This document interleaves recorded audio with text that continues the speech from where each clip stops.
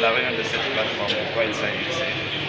C'est la deuxième session du cadre de concertation de la Convention des acteurs non étatiques du Guinée, qui est une nouvelle plateforme de la société civile qui a vocation à s'appuyer sur les questions liées à la consolidation de la paix, c'est-à-dire la gestion des crises, la facilitation, la réconciliation, la médiation, mais aussi le développement.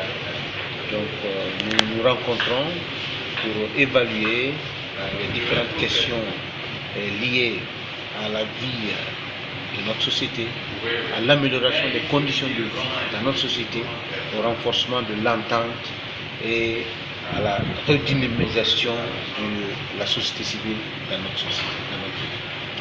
Quel est le contenu de la présentation qui a été faite?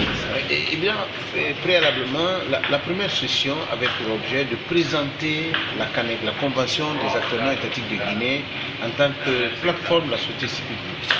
Une plateforme qui se renforce par le partenariat qu'il développe avec les autres plateformes de la société civile au niveau de la sous-région.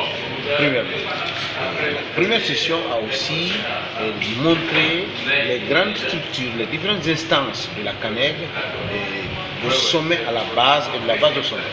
La session d'aujourd'hui avait pour objet de présenter les priorités stratégiques de la CANEG, c'est-à-dire que la société civile en 2050, c'est-à-dire que l'avenir jeunes et aux plus jeunes, nos enfants, nos petits-enfants et nos arrière-petits-enfants.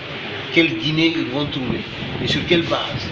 Voilà un peu ce qui nous préoccupe, c'est-à-dire que la création et le renforcement de ce qu'on appelle la culture de la réflexion, la culture du débat, en dehors de tout positionnement politique, en dehors de toute tergiversation, que les cadres guinéens puissent se retrouver en think tank pour réfléchir aux questions liées à l'avenir de notre pays en termes de société civile. Visiblement, la CANEG est en train de se réorganiser sur le terrain avec beaucoup de stratégies. Quelles sont vos stratégies, les nouvelles stratégies?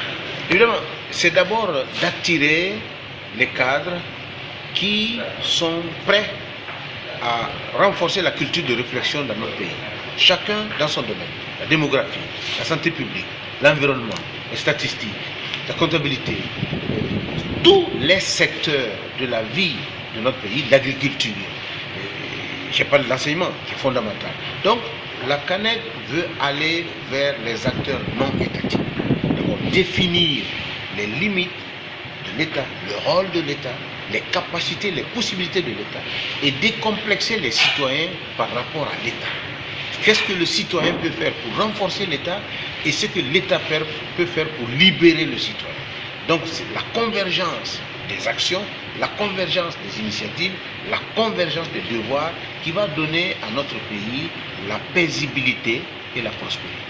La paisibilité, donc la paix et le développement. Bon, jusqu'où veut aller la CANEG dans sa lutte pour la société civile? Il faut redynamiser. C'est-à-dire qu'au plan international aujourd'hui, la notion de société civile a pris, dans le contexte de la globalisation, une nouvelle dimension. Une dimension internationale qui dépasse de loin les considérations politiques, les implications gouvernementales. La société civile doit s'assumer. Elle doit être une sorte de garant, de garantie pour les populations. Et cela n'est possible que lorsque les cadres puissent dans leur savoir, dans leur expérience, pour les exposer préalablement en termes de prévention et éviter les derniers moments, les périodes de crise aiguës pour s'affirmer.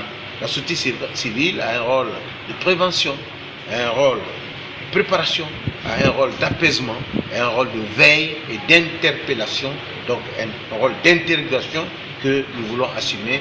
Et je pense qu'à travers les deux sessions que nous avons eues, avec l'engouement, la mobilisation des cadres de très bon niveau et très compétents, ça nous encourage et nous faisons ce travail pour les jeunes, pour qu'ils comprennent que la société politique est une chose, mais que la société civile, c'est chacun de nous. Merci. Vous êtes un personnage public, alors quel est votre mot sur l'élection de Donald Trump aux États-Unis? Une élection controversée. Nous n'avons pas attendu ce résultat, mais c'est la démocratie. Encore une fois, c'est la société civile. C'est-à-dire que la société politique doit tenir compte des alertes des surprises, des interruptions qui interviennent dans le choix des innovations ou des modifications, des mutations qui interviennent dans le choix des populations. C'est les contraintes et les exigences de la démocratie. Lorsque vous ne prêtez pas attention aux détails, dans les soucis, dans les préoccupations des populations, une autre personne peut présenter en sa manière et en sa façon, et sous l'émotion, les gens choisissent. S'ils regrettent après, c'est autre chose. Mais d'ici là, la démocratie, c'est des règles de transparence et de choix démocratique, de choix libre du citoyen.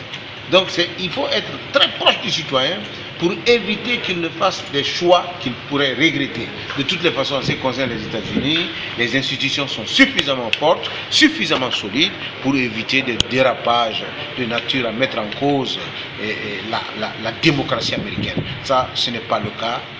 Je ne pense pas que ce soit un danger en tant que tel. Merci.